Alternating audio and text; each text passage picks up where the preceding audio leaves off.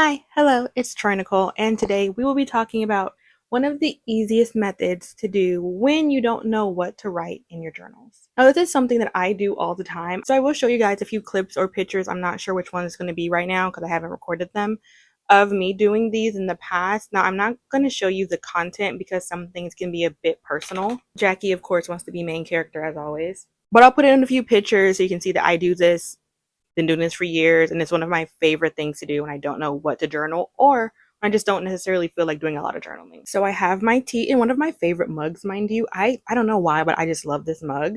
I have some mint tea that I've almost drank all of. I have my notes, and we can start.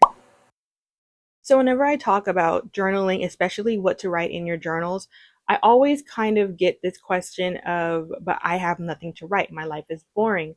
My life is this. And quite honestly, I feel like a lot of people tend to give a lot of weight to what has to go in your journals. And I say has to in quote marks because it doesn't have to be anything. I think the best way to think about it is when it comes to journaling, when it comes to writing, I feel like everybody thinks that they have to be Toni Morrison or that they have to be James Baldwin.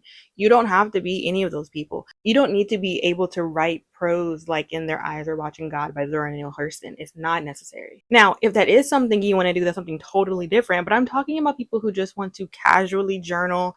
You just want the practice of daily journaling and not necessarily any type of writing that goes with being a writer. Because keep in mind, even writers have writer's block, okay? But I think a lot of times people just overthink what goes in a journal.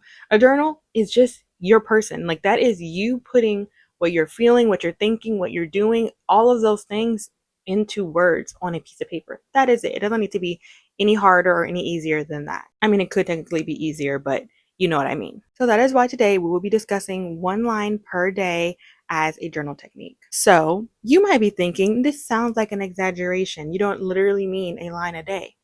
Hard stop. I mean a line a day. I mean taking out your little notebook, sitting it down wherever you are, or putting in your lap, wherever you are, in your bed, at your desk, at work, wherever you are, putting that notebook down, getting your pencil or pen out, and writing a sentence. One line a day and then moving on. Now, when I say a sentence, I don't mean that there is this parameter that means you can't go above a sentence, but the practice is really just putting one sentence down and moving on. If you want to do more sentences, great. Like if that one sentence gives you more to do, great. But ideally, this is just to do one line and then move on. Or maybe you can do 2 to 3 sentences. Honestly, it's just one line per day. So it just literally means that line, fill it up, and that's it. It doesn't really need to be 1 sentence, 2 sentences, 3 sentences. It just needs to fit that line. For example, if I write in print, then my print probably won't fit a bunch of sentences on one line because my print is quite big. But if I was writing in my cursive handwriting, my cursive is quite small. So I could probably write 2 to 3 sentences on a line without having to go to another line. So whether or not it's 1 and 2 sentences kind of depends on you, your handwriting, where and what you want to write about. You can do 1 sentence, you can do 3 sentences, however many fit on that line. Sometimes I kind of go over it when I do my one line a day, and if I'm writing in print and my print is kind of big and obnoxious. So when I'm writing and I write, I don't know, let's say I write, today was very exhausting and I want it to end. That's probably, depending on the journal, 2 lines. It'll be like the last word on the second line because my handwriting's obnoxious and big. I'm going to get a little sip of tea real quick. So I do one line a day a lot in this little diary of mine. So I'm going to go try to find the one page I know is almost done. Okay, and here it is. This is 2 full pages, and I called it Random Thoughts Part 1 and 2. I'll read you some of them, not all of them, because some of them are a little bit personal. On October 22nd, 2024, I said, I am adoring DC dramas. I don't know what C-dramas, don't know what I was watching, but that's what I put. Then like later that day, I wrote another line and I said, they make me wish for love and friendship just like these. Again, don't know what I was talking about, but that's what I wrote. On the 24th of October, I said, I am so worried about my little brother. On the 15th of October, I said, I don't know what the day will look like, but I am hoping for a good one. Let's try and think. Ooh, girl, your handwriting. Oh, let's try and think lighter. Again, no idea what these mean. Another day I put, I cannot control how others feel about me. That's their problem. Did I lie? No, I did not. I have a few more pages just like that in that journal, but I'm not trying to go look through all of those. You'll see them later, I'm sure. However, like you saw, there were so many things where sometimes I just felt overwhelmed and I would just think in my head, you know what? I'm just gonna write this down. For example, something happened with my baby brother and I just wrote down, I am really worried about, and I put his name down. And that was it. And then the next day I wrote down why I was worried about him. Just a line. Why I was worried and what it was. That's it. Just one line. Another day, I guess I was all up in my feelings and I said, you know what? How other people feel about me is not my problem. That's their problem. Let them go fix it. I ain't say all that, but y'all know what I mean. It was nothing profound. Okay. I was not writing in prose. I was not, thinking, oh my God, one day I am going to be famous and they're going to publish my diary. No, I hope no one ever does that, because let me tell you something. I put people business in my diary, so that can't happen. But what I mean to say is that maybe one day I do have something really profound to say. That's great. I can say something profound, but it does not have to be profound. You can make something really, really small, or you make something really, really big. And sometimes those things really help you kind of guide you into new avenues when you want to write. You may write one sentence and, like me, the next day think that you want to elaborate on that. And this is a good practice to do every single day, or every other day. Doesn't have to be every single day, but I really adore this. And it really holds me accountable to, even when I don't feel like journaling. Like, I don't always creative journal. I don't always junk journal and scrapbook. I don't always get in my little traveler's notebook one just because I have it, just because I want to. Sometimes I don't even pick up my planner for weeks on end, but sometimes I just pick up my diary and I'm like, you know what? One line a day, bro. Just one line a day. Okay, now, number 2, what you can actually write. Because I did delve into this a little bit, but not that much. So this is kind of something that I have a problem with too, even though I've been journaling for years. I don't think anybody is, sitting around here thinking, I always know what I want to write. I always just get to my notebook, get to my diary, get to my journal, and I'm like, boom, I know pages and pages worth of things I can write. I don't think anyone's like that. I'm not saying never, because there are plenty of times where I'm like, girl, let me tell you, I could sit down and write a full book about my feelings right now. But I'm not gonna joke. 80% of the time, I open that journal and I'm just sitting there like, what am I supposed to be writing? What am I doing? How do I feel? Because I don't even know how I feel enough to write it. So here's what I do in those cases, especially when I'm doing one line a day. I will do word vomit. And I mean this very literally. Whatever words come to my brain on that line, I'll just put the words down. I will literally, if I'm thinking of red, I will put the word red. I don't know if it's just a Swiftie in me, but when I think of red, the first place my brain goes is Red by Taylor Swift. And all of a sudden, I'm writing down the lyrics to Red, and I'm writing Loving Him with Red Like I'd Never Known is written down, and I didn't really think anything of it. Are those my lyrics? Of course not. But one thing I love to do is write down pre-written text or quotes. So maybe I have a movie quotation that I really, really want to write down. I have had this one quote by Vision from, I think it's an Endgame, and it's this one, or is it Civil War? Or is it Infinity War? And he says this quote, and it has been in my little Google search tab for months. And I keep telling myself I'm going to write it down into one of my journals, and I just totally forgot. But it has been sitting there for so long. I was like, no, I need to write this down somewhere so I can remember. It's one of my favorite quotes in that series ever. It could be book quotes. It can be, I don't know, lyrics you can get out of your head. Let me tell you something. Recently that, oh my gosh, what's 𝚗𝚘𝚖𝚎 song, Never Gonna Be the Same? That, if I hear it one time, it's stuck in my head over and over and over again. It used to be one of my favorite songs. And I will literally write the lyrics down to that all the way out. Not all the way out, but enough to fit the line. Maybe you can think of a poem that you really like and you write a line of the poem. After that, you may find that you all of a sudden have a million things to write. Or maybe not. It doesn't really matter. Sometimes when I write down lyrics, like, for example, for some reason, August, whenever the summer comes, August by Taylor Swift is always in my head. So if I write down a couple lyrics to August, all of a sudden I'm like, I kind of want to make a whole spread dedicated to how I feel about this song. I'm not saying I'm always like that, and 9 times out of 10 I'm not, but here and there I'm kind of thinking in my head, I love that quotation. I want to go write a whole page about how I feel about it, like a breakdown of it. And that's still journaling. That is still making a journal page. A journal page is just words on a page. It does not have to be anything more than that. This is obvious, but you can write exactly how you feel. But I think sometimes people take this a little too seriously, We're not in a therapy session, and this is no shade. I think therapy is an amazing tool to have if you can access it, but we're not in therapy. This is just you and your journal. This is just you and your notebook, you and your diary. If how you feel right now is super irritated, write down I'm super irritated and then move on. Or write more if it leads you to writing more, but write down I'm super irritated. Write down I'm really happy today. Write down I don't know why, but I'm having a really great day today. It can be anything like that. It doesn't really have to be an in-depth feeling. Like, and if you can't really express the feeling that you're thinking of, there are tools online to kind of help you out with that. But if you can't figure it out, literally put down, I have no idea how I'm feeling. There's your line. And it doesn't necessarily need to be about a particular subject. As you saw in mine, some of my word a days were really, really random. This is the Moleskin that I started. I want to say the year I turned 28 or 29. And I'm going to go to the one a day I have in this one because I have one early on in this one. The first line I wrote is, I'm scared, dot, I'm tired, dot, this is too much. On September, oh, my handwriting, girl. September 16th, 2023. I'm not reading that. Oh my God. Oh, okay. Do this one.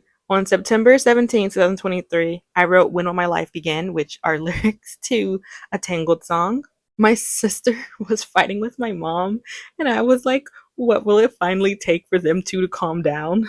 Which was probably an overreaction because they're just mom and daughter and typical mom and daughter stuff, but whatever. On, what is that? September 20th, 2023, I said, on my way home at the airport, but it's a little bittersweet and overwhelming. Then on the 21st of September, I said, I am a bit overwhelmed. 3 days later, I said, I woke up with my alarm today. I know they're the only ones I can read to you guys. I'm too dramatic, and a lot of those things are really, really dramatic. It's honestly kind of like a stream of consciousness type thing where whatever comes to your brain, just write it down. It doesn't have to be anything insane. If you want to and you're sitting at your desk, like if I was sitting here and I did not know what to write and I just looked at my desk and thought, girl, you need to clean. Or maybe I'd write, why is my desk always cluttered? Or maybe I'd write, this is why you don't get nothing done because your desk looks a mess. So all in all, my best advice as for what to write down is just to think of it as a place for word vomit for anything. Think of it as a draft before you go into really, really journaling. This is your rough draft. This is actually the draft before the draft. You are just jotting down a broad note. This is your brainstorm page. Something I also really like to do is to go back to those days, read what I wrote, and if I do remember how I was feeling, I probably didn't, to be clear. I think about 50% of the time I remember what I was feeling. Like if it's something specific and I remember the day, then I would remember. But then the other 50% of the time, I don't have any idea what I was talking about. But if I do remember, sometimes it gets me to a point where I'm thinking, you know what? I know how I feel about that. I know what I can write about that. I actually have more to say about this. Or maybe, like I said, that vision quote, maybe I reread that vision quote after months of not remembering it and thinking, you know what? That's such a good quote. And I can connect it to this book that I read or this article that I read, these song lyrics, and I can write a whole page about that. I don't think journaling necessarily has to be your feelings. It doesn't have to necessarily be what you're doing, how you're doing it, and deep diving into your emotional, what is Freud call it? Your oh my God, I took a whole class about this. Your inner ego. That's what it was, like your ego or whatever it's called. You don't have to go that deep. Okay, we are not psychiatrists, we are not therapists, we're not doctors. We're just us. Or maybe you are a doctor. I mean, doctors need therapy too, so whatever. But we were not taught how to do this. A lot of us don't have the tools to dive deep into our brains and know what our inner thoughts are saying. It is okay to just sit there and write absolute trash, okay? Or to write absolute nonsense. Whenever I think about my journals, I think of it as a Dr. Seuss book where it's written kind of weird.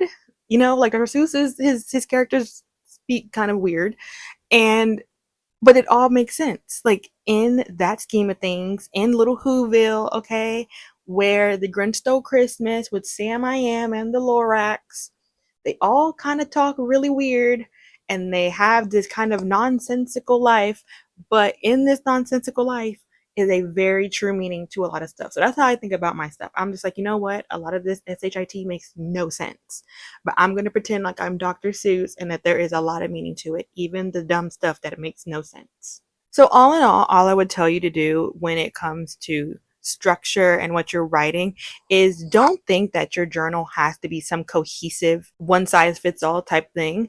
Your journal does not have to make sense on October 2023 as it did in November 2023.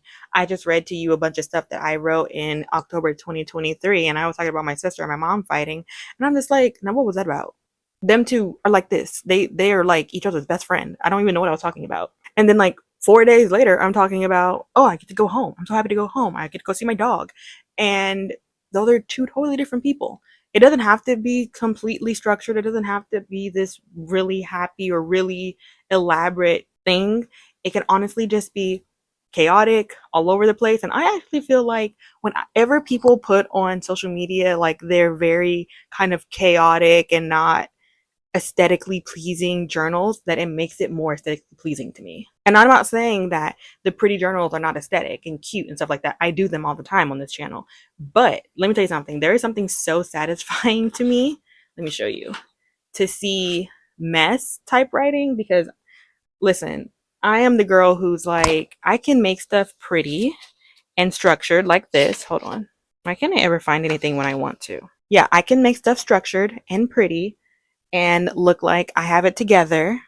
But I also really like this, where it's scribble scratch and arrows pointing places I don't know what it's talking about. I like all of those things. So it does not have to be structured. It does not have to be pretty. It can be however you want it to be, either way. Okay, so my last tip for this is just to buy a planner that is either a daily or a weekly planner. It doesn't need to have a calendar unless you just want it to have a calendar.